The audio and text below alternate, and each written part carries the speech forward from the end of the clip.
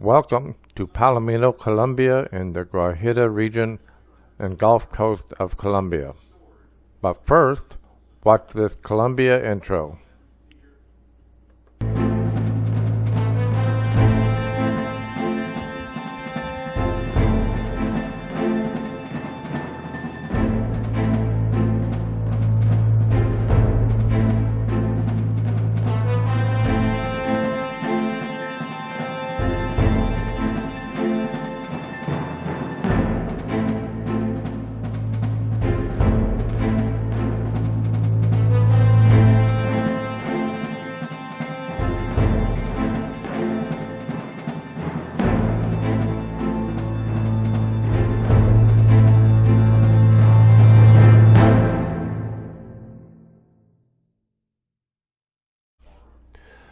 Again, welcome to Palomino.